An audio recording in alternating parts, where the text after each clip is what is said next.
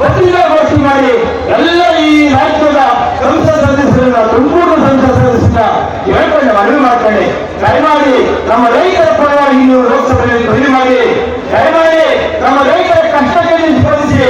ಇವತ್ತು ಪ್ರಧಾನಮಂತ್ರಿ ಮೇಲೆ ಒತ್ತಡಿಸ್ತೀನಿ, ರೈತರು ಸಂಘಟಿಸಿದ್ದಾರೆ ಅಂತ. ಬಟ್ ಏನು ದುರಂತ, ಒಬ್ರೂ ಕೂಡ ವಿಚಾರ ಪ್ರಸ್ತಾಪ ಮಾಡಲಿಲ್ಲ. ಒಬ್ರೂ ಕೂಡ ಈ ಕೊಬ್ಬರಿ ಬೆಳೆದ ಬೆಂಗಳೂರಿಗೆ ಕಣ್ಣೀರಿಸಿಲ್ಲ. ಇದು ಬಹಳ ಅನ್ಯಾಯ. ಈ ಜನರಿಗೆ ಮಾಡಿದಂತ ದ್ರೋಹ ಅಂತ ನಾನು ಕೂಡ ಪಾಲನೆ ಮಾಡ್ತೀನಿ.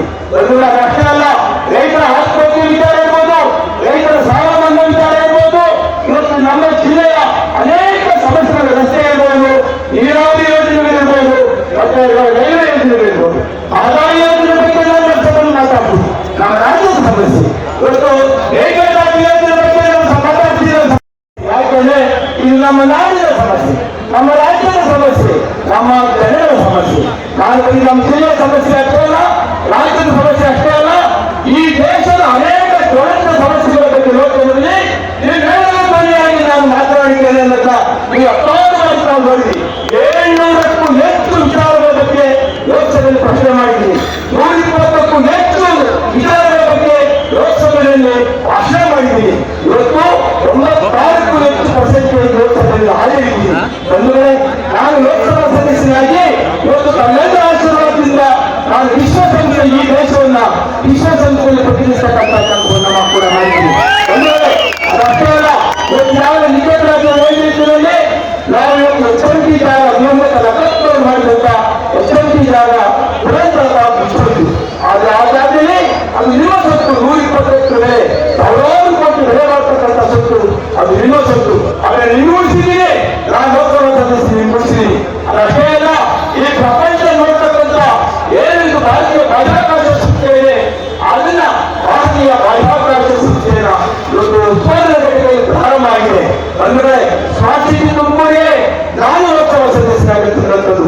ತುಮಕೂರಿನಿಂದ ಇವತ್ತು ಗುಬ್ಬಿ, ಕಿತ್ತೂರಲ್ಲಿ 4 ಪಥ ರಸ್ತೆ ಸುಮಾರು 3200 ಕೋಟಿ ರೂಪಾಯಿ ಅಂತ ಏನ್ ನಡೀತಾ ಇದೆ.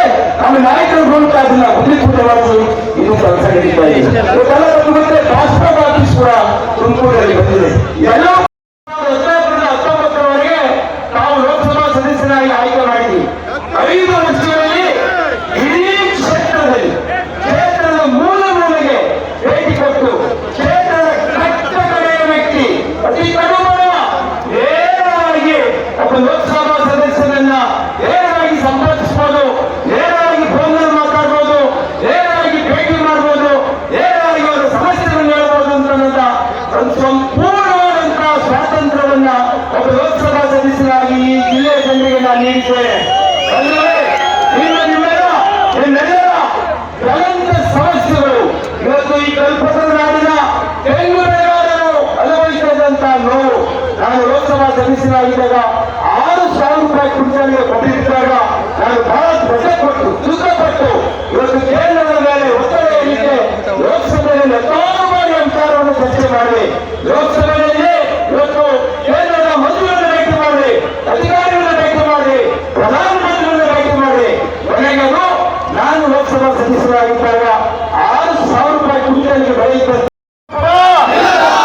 ಈ ತುಮಕೂರಿನ ಜನತೆಗೆ ಅರ್ಥ ಆಗ್ಬೇಕಿರೋದು ಇಷ್ಟೇ. ನಾವು ಸತ್ಯದ ಪರ ನಿಲ್ತೀವಿ ಅಂದ್ರೆ 2,000 ರೂಪಾಯಿ ಅಕೌಂಟಿಗೆ ಹಾಕ್ತೀನಿ ಅಂತ ಹೇಳಿ ಕೊಟ್ಟ ಮಾತಿಗೆ ತಪ್ಪಿ ನಡೆದರೆ ಮೆಚ್ಚುನ ಪರಮಾತ್ಮನು ಅಂತ ಹೇಳಿ ಡಾಕ್ಟರ್ ಜಿ ಪರಮೇಶ್ವರ್ ಸಾಹೇಬರು ಘೋಷಣೆ ಮಾಡಿದ ಪ್ರತಿ ಗ್ಯಾರಂಟಿಗಳನ್ನ ಅನುಷ್ಠಾನ ಮಾಡುವಂತ ಕಾಂಗ್ರೆಸ್ಗೆ ಮತ ಕೊಡ್ತೀವಿ. ಆದ್ರೆ ಇವತ್ತು ಅವ್ರು ಏನ್ ತಿಳ್ಕೊಂಡಿದ್ದಾರೆ ಗೊತ್ತಾ ಸರ್? ಒಂದೇ ಒಂದು ಸಣ್ಣ ರಾಮಾಯಣದ ಕಥೆ ಹೇಳ್ಬಿಡ್ತೀವಿ ಸರ್. ಇತ್ತೀಚೆಗೆ ರಾಮ ಟ್ರೆಂಡು ಎಲ್ಲ ಅವತ್ತು ರಾಮಾಯಣದ ಯುದ್ಧ ನಡೀತಾ ಇತ್ತು, ಕಡೇ ದಿನದ ಯುದ್ಧ. ಆ ರಾಮಾಯಣದ ಯುದ್ಧದಲ್ಲಿ ಮುದ್ದನ್ಮೇಗೌಡ್ರೆ ರಾಮ ಹೆಂಗ್ ಕಾಣ್ತಿದ್ದ ಅಂತ ಅಂದ್ರೆ ಮುದ್ದನ್ಮೇಗೌಡ್ರ ತರ ಕಾಣ್ತಿದ್ದ. ಅಂದ್ರೆ ರಾಮ ಪಾಪ ಬರ್ಬೇಕಾದ್ರೆ ಬಲಿ ಕಾಲಲ್ಲಿ ನಡ್ಕೊಂಡ್ ಬಂದ. ರಾಮನ ಕಾಲದಲ್ಲಿ ಚಪ್ಪಲಿನೂ ಇರಲಿಲ್ಲ, ಭರತ ಇಸ್ಕೊಂಡು ಹೊಟ್ಟೋಗಿದ್ದ ಸರ್. ಕೊಡಗ ಇಲ್ಲಿ ಅಂತೇಳಿ ಭರತ ರಾಮನ ಕಾಲಲ್ಲಿ ಪಾದಕ್ಕೆ ಇಸ್ಕೊಂಡು ಹೋಗಿದ್ದ. ರಾಮ ಬರೇ ಕಾಲಕ್ಕೆ ಬಂದ. ಸೀತೆನ್ ರಾವಣ ಹೊತ್ಕೊಂಡು ಹೋಗ್ಬಿಟ್ಟಿದ್ದ. ಇನ್ನ ಅರಮನೆ ಪಾಪ ಅಯೋಧ್ಯೆಯಲ್ಲಿ ಬಿಟ್ಟು ಕಾಡಿಗೆ ಬಂದು 14 ವರ್ಷ ಆಗೋಗಿತ್ತು. ಆದ್ರೆ ಧರ್ಮಕ್ಕೋಸ್ಕರ ಸತ್ಯಕ್ಕೋಸ್ಕರ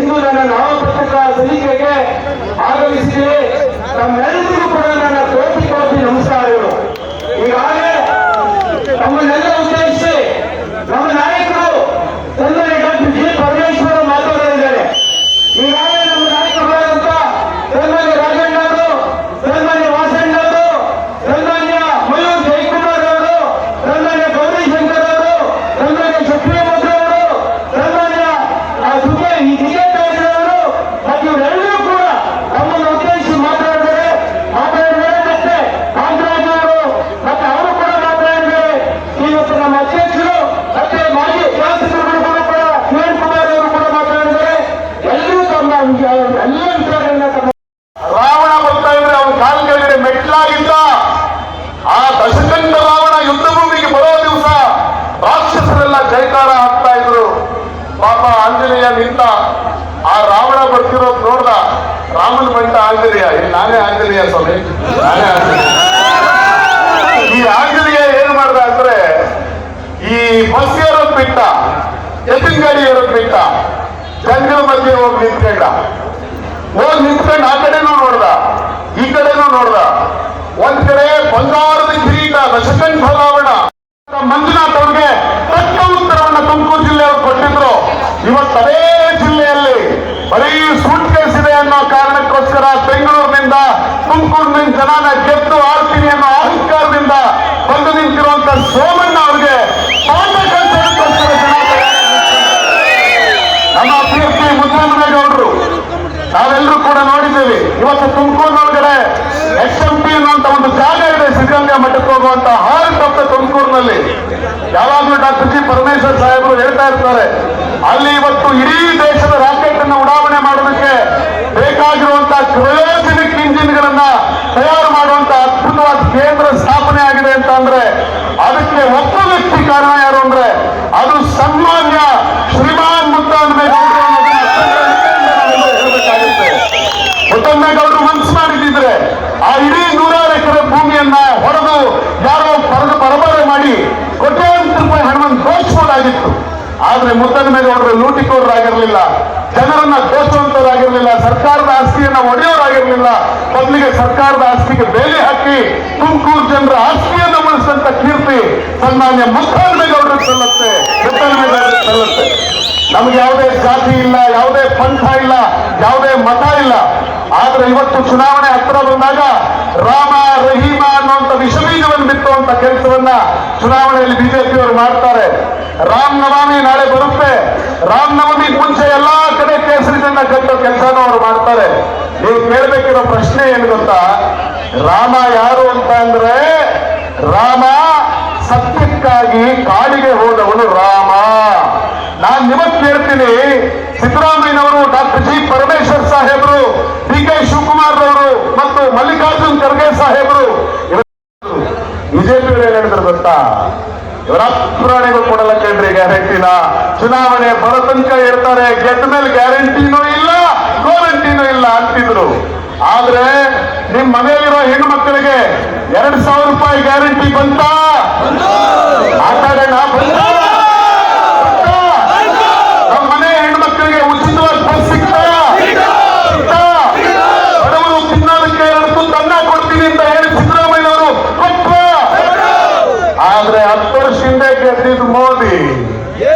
ನಾನು ಅಧಿಕಾರಕ್ಕೆ ಬಂದ್ರೆ 15 ಲಕ್ಷ ಕೊಡ್ತೀನಿ, 15 ಲಕ್ಷ ಕೊಡ್ತೀನಿ ಇದ್ರಲ್ಲ, ನಿಮ್ಮ ಅಕೌಂಟ್ಗೆ 15 ಲಕ್ಷ ಬಂತ? ಒಳ್ಳೆ ಕಾಲಕ್ಕೆ ನಿಂತಿದ್ಯಾ? ಅವುಗಳ ಹೆಂಗ್ ಬರ್ತಾನೆ, ಮರ್ಸಿಡೀಸ್ ಬೇಕಾಗಿ ಬರ್ತಾವಲ್ಲಪ್ಪ, ರಾವಣ ಬಂಗಾರದ ಸುತ್ತಲ್ಲಿ ಬರ್ತಾವಲ್ಲಪ್ಪ ಅಂತ ಕಡಿಗೆ ಹಾಕೊಂಡಂತೆ. ಮಕ್ಕಳಲ್ಲಿ ರಾವಣ ಹೇಳದಂತೆ ಗೊತ್ತಾ? ಆಂಜನೇಯ ಮಾರುತಿ, ನೀನ್ ತಿಳ್ಕೊಂಡಿದ್ಯಾ ನಾನು ಮಣ್ಣಿನ ಮೇಲೆ ನಿಂತಿದ್ದೀನಿ ಅಂತ? ನೀನ್ ತಿಳ್ಕೊಂಡಿದ್ಯಾ ಬಂಗಾರದ ಸುತ್ತಲ್ಲಿ ನಿಂತಿದ್ದಾನೆ ಅಂತ? ನೆನ್ಪಿಟ್ಟು, ನಾನ್ ನಿಂತಿರೋದು ಪ್ರಾಮಾಣಿಕತೆಯ ಮೇಲೆ, ಮಣ್ಣಿನ ಮೇಲೆಲ್ಲ ಪ್ರಾಮಾಣಿಕತೆಯ ಮೇಲೆ. ನಾನ್ ನಿಂತಿರೋದು ಸತ್ಯದ ಮೇಲೆ. ಹೀಗಾಗಿ ರಾಮಾಯಣದಲ್ಲಿ ರಾಮ ಹೇಳ್ತಾನೆ ಹೊತ್ತು, ಮಾರುತಿ ಸತ್ಯಮೇವ ಜಯತೆ, ಮಾರುತಿ ಸತ್ಯಮೇವ ಜಯತೆ. ಆ ಸತ್ಯಮೇವ ಜಯತೆ ಅನ್ನುವ ಮಾತು ಆಂಜನೇಯ ಕಿವಿಗೆ ಬಿಟ್ಟು ಈ ಕಪಿಗಳೆಲ್ಲವೂ ಎದ್ದು ಆ ರಾಕ್ಷಸರನ್ನು ಹೊರಹಾಕಿದ್ರು. ಹಂಗಾಗಿ ಅನಾನಿಗಳ ಅಹಂನಿಂದ ನೆಲೆಸಿದ್ರು. ಇವತ್ತು ನೀವು ಕೂಡ ನಮ್ಮ ಮುದ್ದರಾಮೇಗೌಡರನ್ನ ಇವತ್ತು ರಾಮ ಅಂತ ತಿಳಿದು ನಾವೆಲ್ಲ ಕಪಿಸೇನೆಯಾಗಿ ಹಣಬಲದ ವಿರುದ್ಧ ಮುದ್ದರಾಮೇಗೌಡರನ್ನ ಗೆಲ್ಲಿಸುವಂತ ಒಂದು ಅದ್ಭುತವಾದ ಕೆಲಸವನ್ನ ನಾವು ಮಾಡಬೇಕಾಗಿದೆ ಅಂತ ಹೇಳ್ತಾ ಎಲ್ಲರೂ ಕೂಡ ಜೋರಾದ ಘೋಷಣೆ ಹಾಕೋಣ. ಜೈ ಕಾಂಗ್ರೆಸ್ ಪಾರ್ಟಿಗೆ, ಕಾಂಗ್ರೆಸ್ ಪಾರ್ಟಿಗೆ, ಜಿ ಪರಮೇಶ್ವರ್ ಸಾಹೇಬರಿಗೆ, ಸನ್ಮಾನ್ಯ ರಾಜಣ್ಣ ಅವರಿಗೆ, ಶ್ರೀ ಮುದ್ದರಾಮೇಗೌಡರಿಗೆ.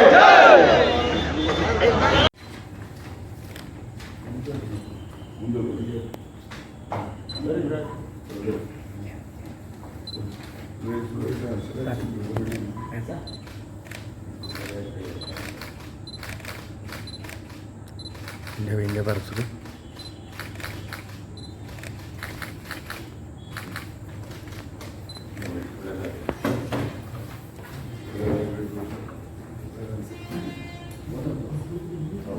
ಹೋಗ್ತವೆ